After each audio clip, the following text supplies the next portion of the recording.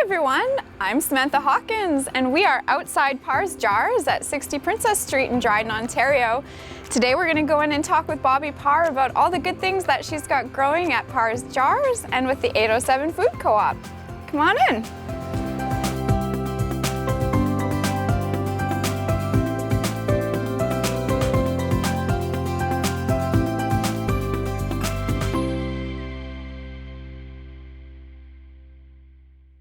Hey, Sam. Perfect, thank you. So you've got $6 in credits. Take a look in the fridge, whatever you'd like.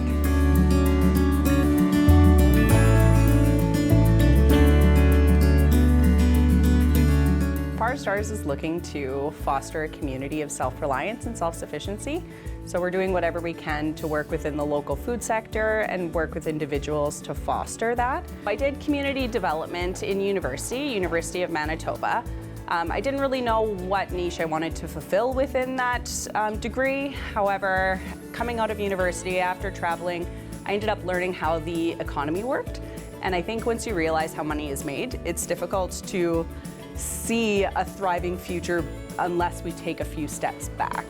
That's really where the starting off point was. I saw that there's a lot of fragility in the economy, and with a fragile economy, it was difficult for me to see a thriving future.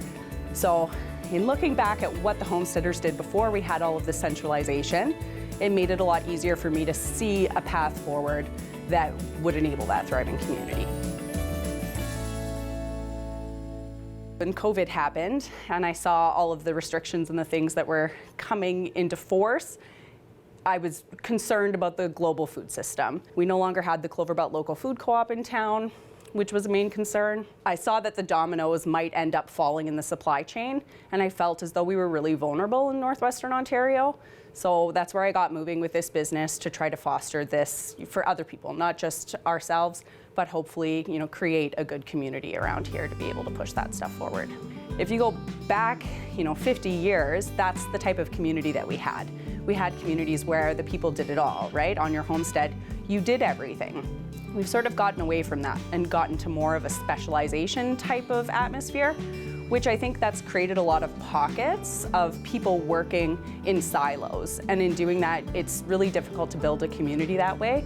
You have a lot of competitiveness, you don't have as much collaboration. And when you're not working together to make these things thrive, it becomes really difficult to get anything off the ground or to make it sustainable. I was really working to figure out how we could support an infrastructure to be able to allow people to transfer their knowledge from the older generation into the younger generation. So we have a lot of farmers and a lot of producers who are aging and are looking to get out of the game, but they don't see anybody that are willing to come in and step in for those roles, which is a concern to both them and to me, and we don't want to lose our food system.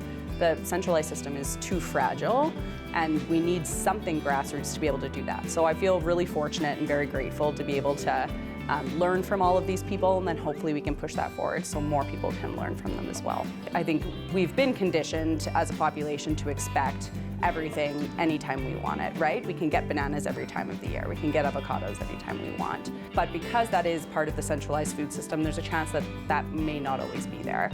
So we're really trying to be proactive to condition people to eat a more seasonal life, to be able to realize that you might not have cucumbers and tomatoes through the winter, but we can get them in April instead of in July. And we just need to work together and maybe support local food a little bit more through community-supported agriculture, food boxes, that type of stuff, to be able to make that a reality. Because at the end of the day, there's a lot of moving parts to be able to have a supply chain. It's very interwoven and very intricate, so you do need supportive consumers to be able to make that thrive.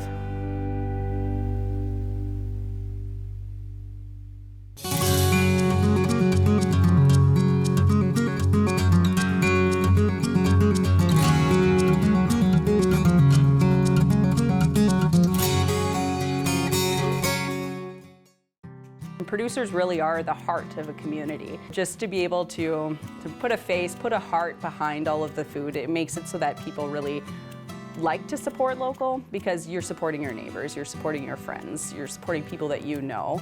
And I think that's really something to be proud of. We're really hoping to spark that interest in people that want to start their own production business and then get more local food moving through, because there isn't that many people producing right now, and the people that are interested in getting out of the game. So I really hope that a series like this might be able to spark people to use the love that they may have in the kitchen to be able to put that forward in the community.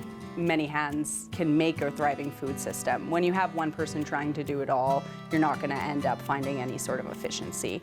But if you're all collaborating and you're working together through a decentralized platform like we have at the 807 Food Co-op, then you have a customer who can go on there and see everything all in one place.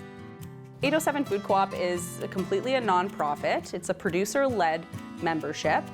So we just have producers getting together, working towards the same goal of fostering a decentralized grassroots food system. So we don't make any money off of it. Whatever we generate goes back into the nonprofit to be able to further our goals. We're really focused on making sure that we have the most efficient system that we can.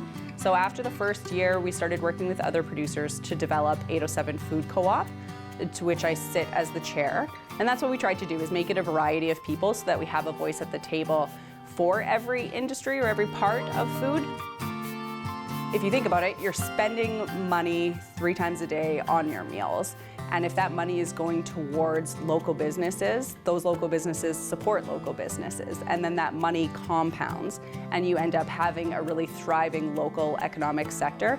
And the more money that we have moving around the region, the more impact that we can make on other people's lives, the more we can enact nonprofit ventures and really help people that are in poverty, the more we can uplift everybody. So when you support local food especially, it's because you're spending those dollars every single day. If you make sure, with dollars comes purchasing power.